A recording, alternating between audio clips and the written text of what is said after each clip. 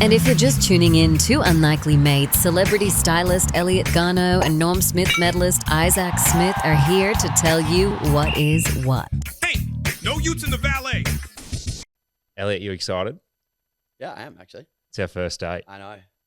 I actually stretched. I know you used to stretched at everything. I know you used to fantasize me when I was in footy year. I literally didn't know who you were. No, you did. I thought you were act like care. you act like you don't. I had to Google you and let me give you the hot tip. You need to get a hold of whoever is doing that. You had it on private browser, didn't you? the charcoal Chrome browser. No, I saved that for Twitter. I need to get. He's rattled. You're rattled here. Oh my God, look at him, he's blushing. I'm blushing. Can't tell you got that much makeup on. No, that is actually blush. Chanel Beauty. But we need to get on to Channel Beauty.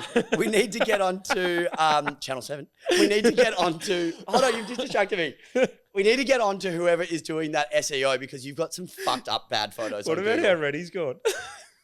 You look like your jacket. I mean, I have never blushed in my entire life. For everybody listening, I'm telling you, mate, I'm wearing Chanel blush. No. And I'm sitting by a fire. I'm telling you. Anyway, we're on our first date. Yeah.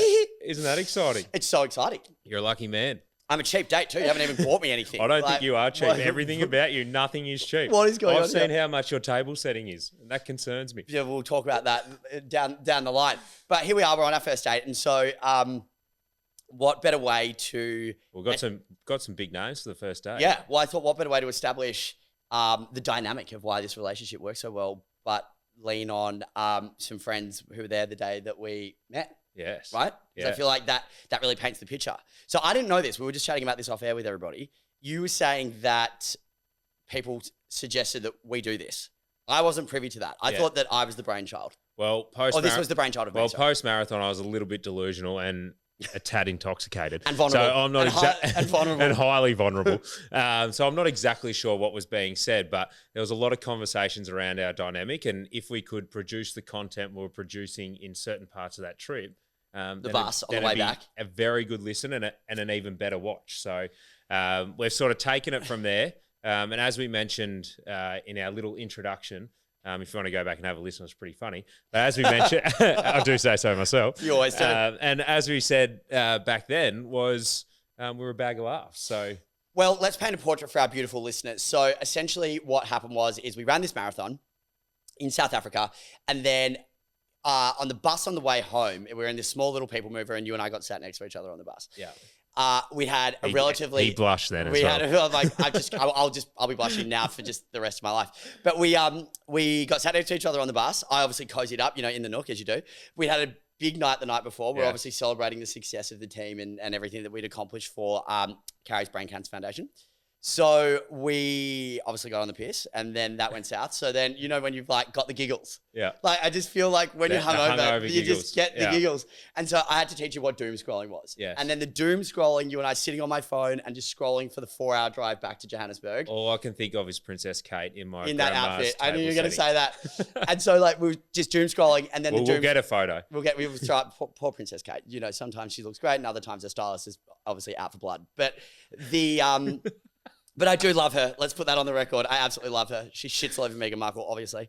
But the purpose of this podcast, let me get back. We're never going to finish an episode. No, we're never. Was because we bonded over this doom scrolling. We did. And then what came from that? And then obviously all the shit, going on in the world and whatever, was all very topical. Yeah. So we learnt on our friends. We did. Because I think it's probably the right thing to do to get their opinion of us.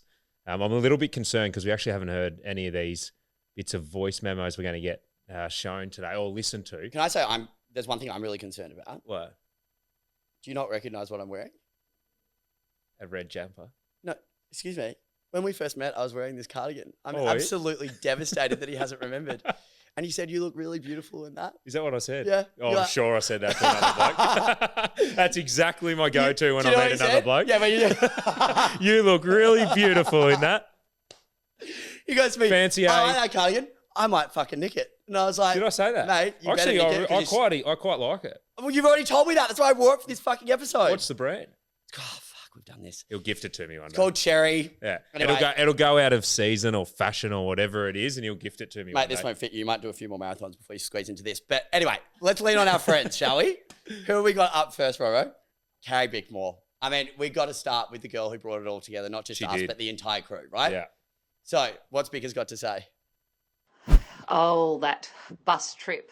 I'll never forget that trip. It was, I remember just hearing this chatter and I was like, is that Elliot? And is that Izzy? And I remember thinking, gosh, what an unlikely duo. And then as the bus ride went on and on and on, I was like, well, isn't this the beginning of a bromance? But when I say unlikely duo, sure, on face value, they seem like an unlikely duo. But I think to even have done the adventure we did, you need to be built of the same stuff and have the same sense of purpose and the same sort of soul. And I think these two have that in spades. So while on the outside they love different things and they're interested in different things, I think at their core, they're just beautiful humans with amazing souls, with a wicked sense of humour. And I think that, we're going to see this friendship go on for many, many years. I love when I get to dip in and enjoy it. I certainly need to exit it occasionally because it's an intense bromance.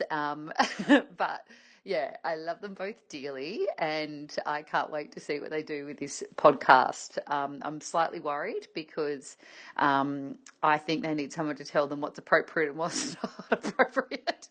That's often my role when we're together. So hopefully you got a good producer, guys. That's actually so nice. Yeah, that was actually really nice. She got one thing right. We both love different things. I thought she got one thing right, that we both need a good producer. Thank God for Rosie. Yeah, thank God for Rosie. Thank God for Rosie. Yeah, thank God. But no, that was really nice, and we do have similar souls. No, I think that's like a beautiful observation, and to lean on something that's maybe a little bit more serious than the overarching kind of like jovial vibe that we bring to this podcast is that that's kind of what it's all about, really, isn't it, at the core? Yeah, well, you meet people along the way that you really gel with from all different walks of life. I'm concerned that these voice memos might all be a little bit serious and we won't be able to pull the humour out because if they all be like that, we might have to get the tissues out for you. Mate, well, I'm already blushing. So I'm screwed. No, but what a wonderful thing she did. And we probably haven't touched on her foundation or the marathon a hell of a lot. And we probably won't delve into it too far, but what an amazing thing that her and Sammy McGuan put together and the group of people. And I reckon, and maybe you've talked about it publicly, but I reckon fill people in what you said to me because you're never involved in a team sport growing up. Oh, yeah. I don't think I have said that publicly, actually. So, like, for me, I found that the camaraderie of that experience I'd never really had. So, like, I freelance and I have done for the majority of my career, right? So, whilst, yes, you're working, collaborating with other people, you don't actually sit with a team every day and mutually accomplish things. And I never played a team sport growing up or anything like that. So, to be able to, like, sit and bond with this group of people to achieve something that was so much bigger than us as well. We weren't there for ego. We were there for impact. We were there to actually genuinely try and make a difference to people who were far less fortunate with their health than we are, and how privileged we were to be in the health to be able to go over there and do that. And then do it together. Like, I'll never forget crossing that finish line with Rotem and Brandon and like hand in hand. And like, it was life-changing, to be honest, because I'd never achieved something with somebody else at that level. Obviously, you've had the same experience until this podcast. Yeah, something similar. Yeah. Well, you know the one things I remember. I was in a world of hurt, and I have said this publicly that I went out a bit ambitious and probably went a little bit too quick, and then pause. He went out of the gate trailing Ned Brockman for 30 Ks until he genuinely shat the bed so badly that they called an ambulance to finish the last 10K, and he refused it. But do you know what? Credit to your spirit that Carrie's just said. You refused help. You finished it. It took you how long? 5.5 hours. To do what distance? 42.2 Ks. But no. Oh, sorry, you're talking overarching. Yeah. No, I'm talking about like, so you came out of the gate at like, you were nearly done. Yeah, nearly done. And then 30 odd Ks, I think. I can't remember the numbers exactly, but it was just like over 2 hours. The 30 odd Ks over ridiculous terrain, and then the last the last 11 point something K took me 3.5 hours, and it took me Like, an hour and it's 20 just- minutes to do a kilometre. And in this kilometre, this is where the story was going. It wasn't about me and how cooked I was, but I was cooked and I was bent over at one stage on the hill, and I hear all these voices coming up behind me, and I look under my shoulder like a bike rider would on a bike, just I'm to the give last people voice you want to hear context. when you bent over. And here's Brandon Ellis, here's Trent Cotchin, here's Sam McGuan, here's Scrotumberg. Roro. And I looked at Roro and I thought he's going to give me an absolute serve here, because before the race he's telling me how I should be fueling, when I should be drinking, all that, and I followed absolutely none of his Which, advice. by the way, I listened to all of it, and then- and I came first in my age group. Yeah. So then I saw Roro and Scrote, and then the next person I saw was Elliot, and I thought, if I am absolutely on my knees on a mountain, the last person I want coming up behind me is Elliot. And then, just to seal the deal, that's not where your mind's going, our beautiful listener. Please don't go there. This is a family podcast for civilized adults.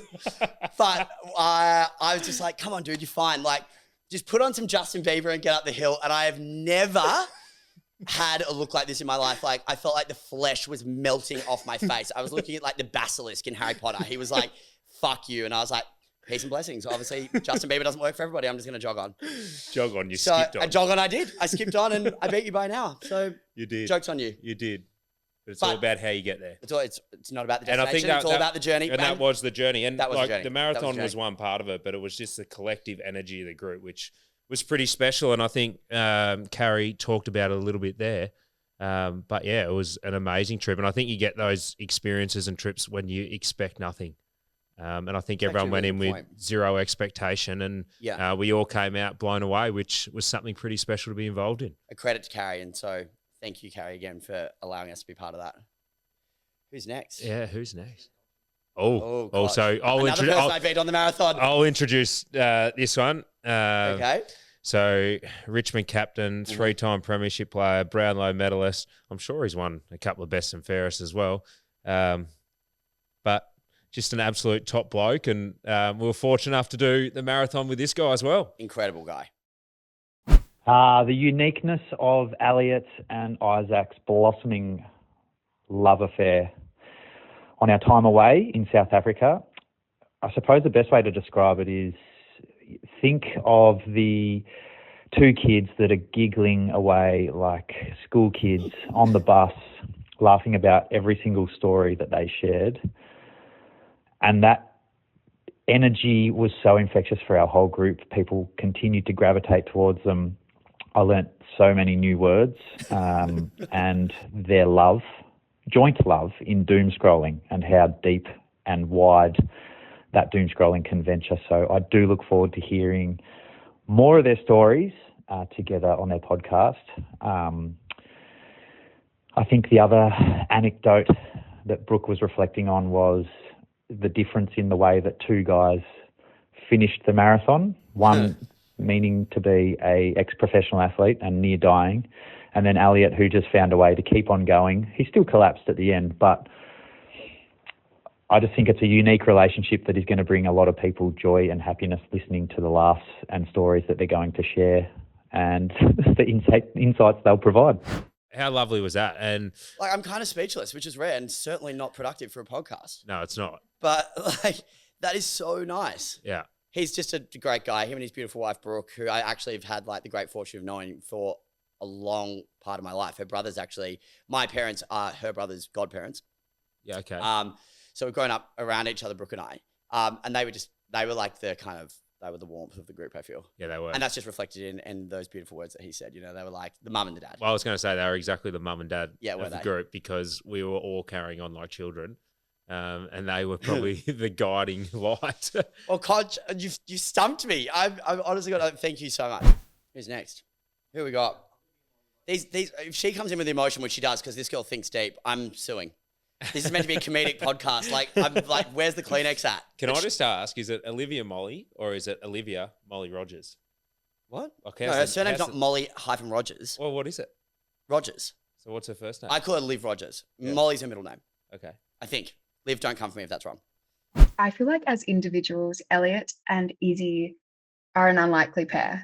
You wouldn't picture them to be friends. But then when we were in Africa, and watching their friendship bloom, it just made so much sense. I feel like they have the same sense of humor and they actually really align on a lot of things. And honestly, they were like giggly little schoolboys sometimes, but I loved it. And their laughter is contagious. And it's like they're sitting there having these little jokes that you just want to be a part of. So the fact that they are producing a podcast is really exciting because they're going to let us all in on their crazy little jokes. All right. The whole little schoolboy's coming up. I'm a bit worried. I'm like, is our humour that dumb? I think the best humour is simple, isn't it? Because everyone can understand. There is nothing better than a practical joke. I love a joke at somebody else's expense. And so like this morning, for example, like I just fucking love it. So this morning, so as we record this episode, it is my partner's 30th birthday. Yeah. And so happy birthday, Mitch. Happy birthday, Mitch. Love you, babe. So we were like, okay, what are we, myself, me and all my personalities in my head, were like, what are we going to do to stitch this fucker up on his 30th? Anyway, I was on Amazon. I was like looking at practical jokes. I found fake scratchies. Yeah. Guys, I can't tell you how fucking successful this was. It was just unbelievable. So I built out this whole narrative. So he was in Adelaide yesterday. We're recording in Melbourne, obviously. So I was like, okie doke.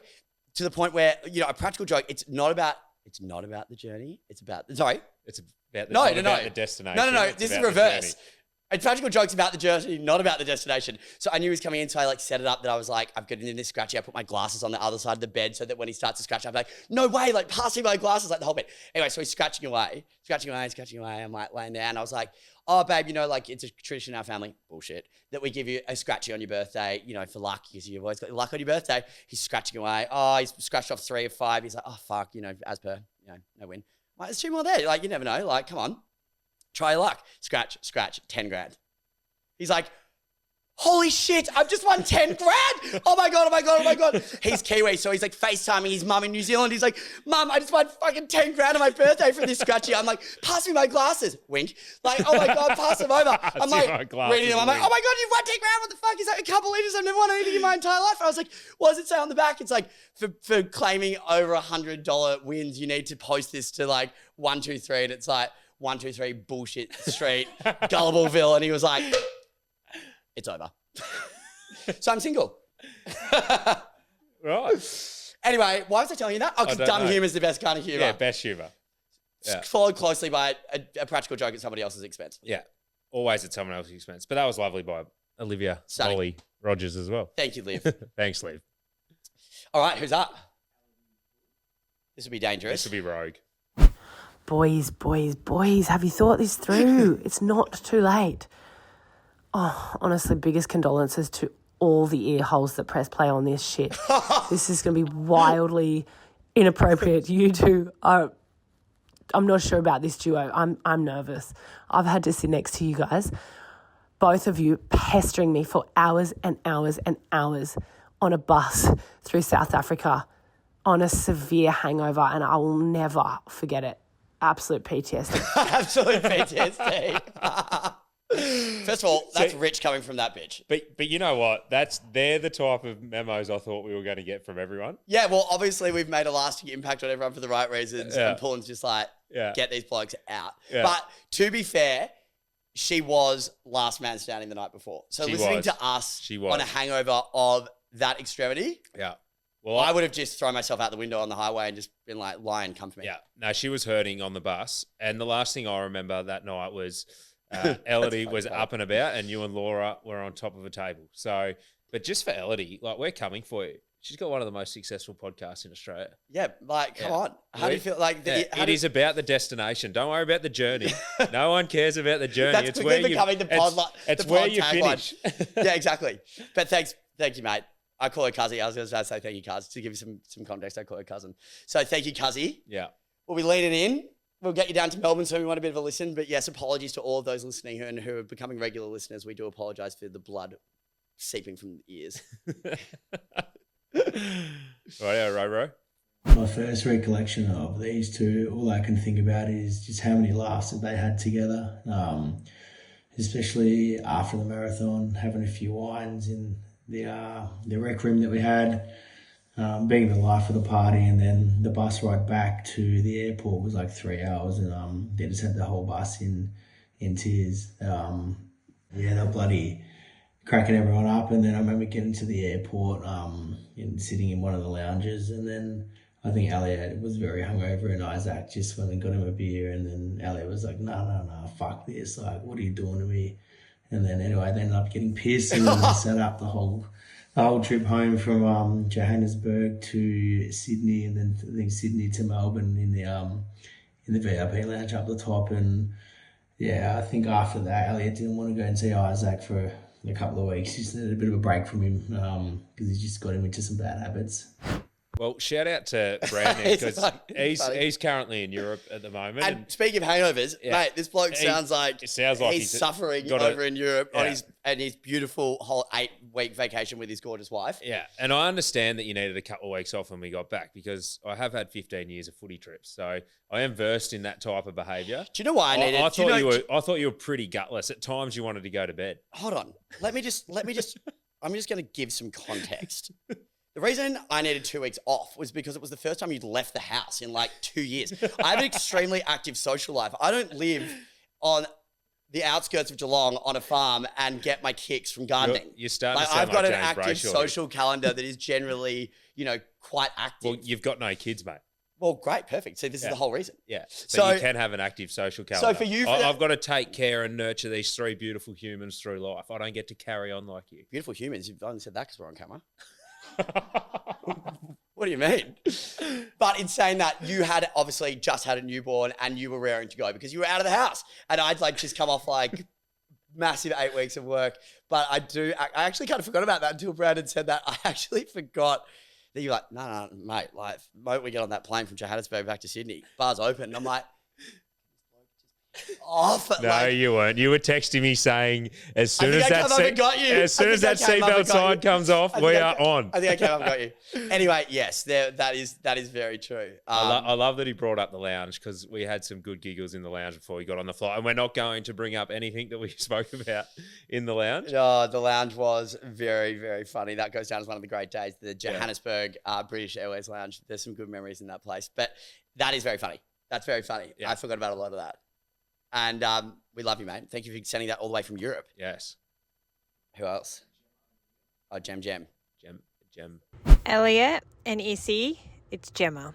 Now, you know when you've had a really long day and you get on a flight and all you want to do is be in your zone and then you get that really chatty passenger sitting next to you and you think, oh, shit, great. Now I have to go all the way to London with this person talking nonstop. Or even when you're in an Uber and the Uber driver, as lovely as they are, does not shut up. That is annoying. And all you want to do is be in your zone. Well, that's what it was like for me with double the trouble of the two of you when we were in Africa. And I have to say, on our journey back in the car, honestly, it felt like I was the passenger in the middle of the 2 chattiest passengers possible on the plane. That's what it was like.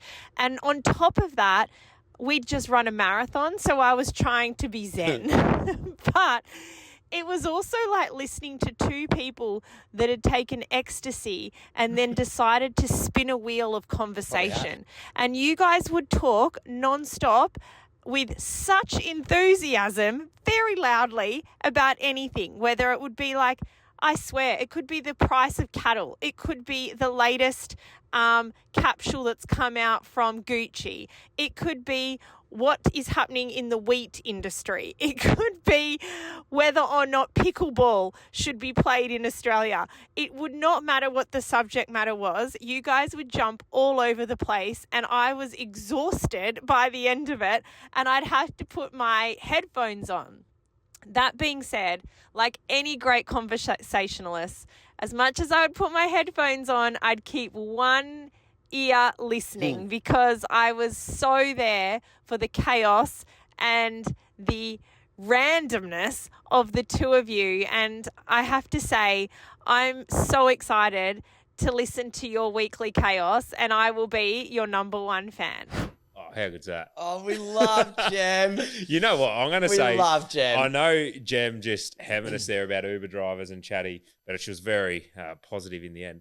She was the one on the plane from Joburg 100%. to Sydney that didn't leave. She was in the nook. So, Jem, She we kept love you. ordering the champagne. Those headphones were off. The drinks, she was double parked and she was ready to rock. I mean, you know when you get to the end of a trip and you're like, I don't want this to end. Oh, no. She was holding on to your life. But we love you, Jem, and that is actually so sweet. And do you know what? Yes, I think that we can definitely guarantee that this is going to be chaotic. Yeah, but and I love that she's our number one listener. There's no better listener. Yeah, and you know what, Jem, at the moment, cattle prices, like for what they are, steak is too expensive. It should be lower. I don't know who's making the money. Is it the abattoirs? But it's certainly not the farmer at the moment. There is a conversation in that, Jem, and I'm all for it. And also, Gucci's down sales 25%. So to be honest, no one's actually talking about Gucci because they're not selling any clothes. Yeah, I miss that. Yeah, I missed that thing about the cows. You love a good bit of meat. Isaac, this is a family podcast. I'm not going to tell you again. Yeah, no. I'm not going to tell you again. I did tell my wife today. Now, you just got to, when you're listening to some things, you just got to let them slide. It's for entertainment purposes. This is a family podcast. I told you that. Talking about family, so Candace was talking to my dad on the weekend. Yeah. He's asking about the podcast, and he's not. I don't know if he's quite sure about what direction we're going in with it. He's still trying to work. You've already told your parents about the podcast. Well, I told him I'm doing a podcast. I don't really fully understand what we're going to pull apart. Right. Yeah. But I did say to them, probably not worth listening. Anyway, Dad goes, "Oh, so who's Elliot?" And Candace is like, "That is now our throuple. Elliot's in our throuple now." And Dad's like, "What's a throuple? What's a throuple?" And here's Candace trying to explain a thruffle to my father, which was quite interesting. What did your dad have to say? He's obviously proud as punch. Yes. He must be thrilled. Yeah, thrilled. Over the moon. As any good Catholic school principal would be when you've got a throuple with a gay man and the mother of your children. It's perfect. It's probably his dream setup from day dot for you. Oh, see, but no, that's very good. I haven't actually said too much to my parents. I think that I've kind of said it in passing, but I think that the biggest thing that well, I did come across your dad. Really? At this fireplace. We were both leaning on this fireplace. Well, speaking of first dates, this is our first recorded date, but should we jump back to that? Because when we had that probably not post-marathon in real life first date, you, Carrie, and I went out for lunch. I didn't eat. Which turned into dinner. I gave him his first Cosmopolitan. He drank it in one sip. I'm like, mate, that's not a tequila shot. Well, there's not much fluid in there. Well, people sip them. I'm used to drinking like a pint of Carlton Draft it was or a like, Great Northern or I'm something surprised like the glass didn't go down like full pelican, like boom, down the throat. But we ended up, I was like, fuck, okay, we are on here. Anyway, lunch turned into dinner. Yeah. Dinner turned into drinks. Yeah. Drinks turned into more drinks, back here. Yeah. And so I was meant to be at a family dinner that night, hence why Dad ended up rocking up because I didn't make it to family dinner. So, you know, if you can't bring the, whatever the saying is, what is it? It's the destination. Yeah, whatever. It's not about the journey, it's the destination, guys. We'll be making merch. You're going to be wearing it this time next month. Let me give you the hot tip. But Dad was here and he was obviously full as the last bus, as were we. And seems to be a common theme here, actually. Yes, we need to get some new hobbies. Anyway, I came downstairs. I like my hobbies. There's red wine bottles, glasses of wine. I'm not sure why we had alcohol out. We'd already had enough. Well, I got to clear the glasses and you know, pack them into the dishwasher. As I'm walking past the front door, there is red wine from the floor to the ceiling, literally. I'm not taking the piss. And I was like, that's got to be easy. Sent you a photo. I'm on my hands and knees cleaning the door. I'm obviously, you know, dusty. And I was just like, mate, now that, tell you what, that's what you want in a house guest. Doesn't tell you, steals your wine glass, ruins your door, and now here we are. Well, deny till you die, and I denied because I didn't think that was me. I have no memory or recollection of it. But yes, you did meet Dad. But then I did go to wash my pants the next day, and I had covered in red wine all over my pants, so it had to be me. Mate, burn the evidence. Burn the evidence. But yeah, no, I've jumped in and told my parents a little bit, and they were just more shocked. They were just more shocked that like my dad's an avid AFL supporter of all teams. He just loves the sport. Who does he follow? Well, technically he follows St Kilda. Like we grew up following the Saints, but then he's also a member of Richmond and also a member of Essendon. Okay. So he's frightfully disloyal, but like to the Saints, why wouldn't you be? They're fucking useless. Yeah. Even me who doesn't follow the AFL knows how shit the Saints are. Yeah. So sorry, Saints, but lift your game. I do quite like their uniform though. Well, you were a Saints fan, weren't you? I grew up following the Saints, but I also quite like Geelong because my mum is from down that way. Oh, yeah. And Down so, that way, he won't say where she's from. well, I don't know. What do you mean you don't know? Well, I think Geelong is from like there to Warrnambool. You got a Great Ocean Road. Oh yeah, the whole Great Ocean Road. Yeah. Well, isn't that Geelong? Anyway, so we had half Geelong house, half St Kilda house, and so we had a great kind of like dynamic of that. But like, yeah, Dad's just an avid AFL supporter, so he was like, "How the fuck did you end up mates with Isaac Smith?" He kind of fangirled a little bit. Great. Won't lie. I don't. Sorry, Chris, but I don't really remember what you were saying that night. Mate, no, I don't think he does either. Safe as houses.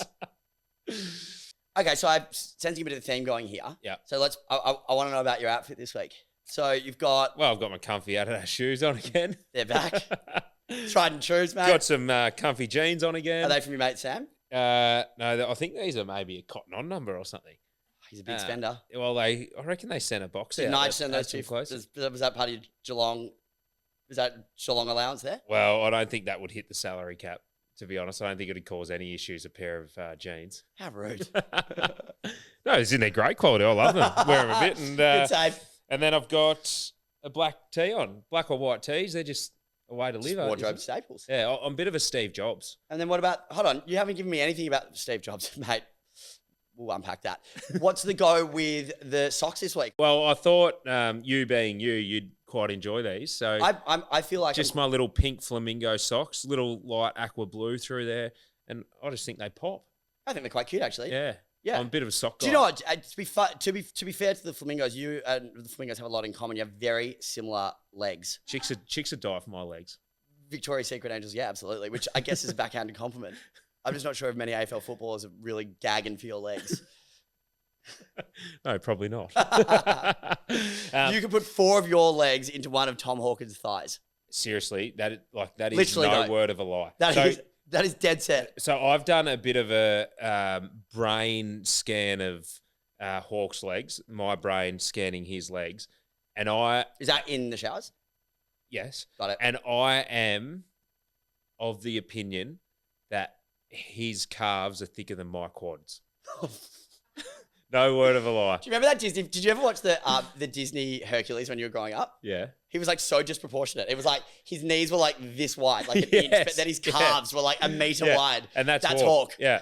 Yeah. He's Hercules. That's a huge compliment if he's listening. Yeah. When a lot of teams now do short socks in the AFL, I reckon he was the cause of it. Oh, what, long socks like to the knee gone? Yeah, pretty much gone. So I used to cut mine down with scissors. And Why? so I'd always have short because I've got really skinny legs. So when I'd pull my socks up, my calves would look thicker than my quads. And that is disproportionate. Anyway, I reckon Hawk caused it because he just couldn't get his socks up. That was it. They were done. Yeah, so then they were just like, no, we're done. We're not doing this anymore. But anyway, I've come up with a little bit of a new segment because in our first couple of episodes, you've pulled my dress apart. And that'll be a fun episode when you take me out and style me somewhere. That'll be very uncomfortable, but I'm sure we'll get there at some stage. Absolutely. I can already see your brain ticking. But I've got a new phone, which you have taken the absolute mickey because I'm now no longer on iMessage. Yeah. And I have caused a rift in a lot of our friendship groups. Everything's now gone to WhatsApp, which is fantastic. And to be honest, I'm not sure why I hung around for so long because this has been a life changer, this thing. But my wife did allude me to something on a Samsung. It's only to Samsung. This is specific to Samsung. I think so. Okay. Anyway, so I've got my Google app here.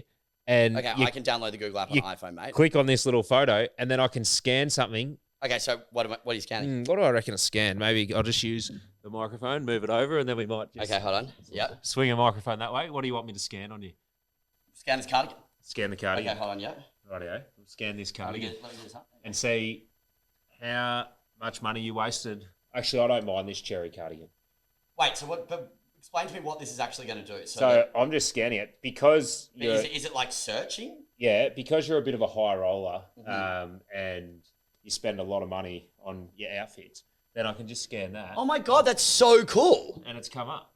So look, and see this website here, Grailed. For those who are listening, Grailed is a resale website for hard to find items. Yeah. So let's just hypothetically click on that and see how much I could sell this for. That's actually relatively cheap. Let's click on that. You're wearing. Let's see. Well, it's hold only on. 300 US, which is probably close to what? 480 Aussie? Yeah, see? I'm a man of the people, mate. Don't judge me. Well, I wouldn't say that's a man of the people.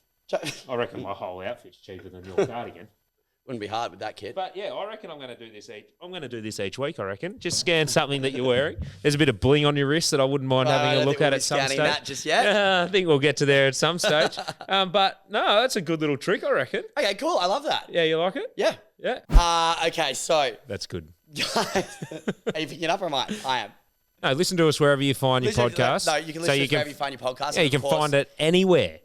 Anywhere you want. And I'm sure you're on socials, so jump on Insta or TikTok or YouTube, one of those three. That's what we're going to be on. Yeah, and you find us at No Utes in the And Valet. if you're really struggling to find No Utes in the Valet, jump on Elliot Garneau on Instagram or Isaac Smith, Izzy 16. Jump on and you'll find us through there as well. You can always find your way we back home, are mate. going to be everywhere. We're going to be in your nightmares.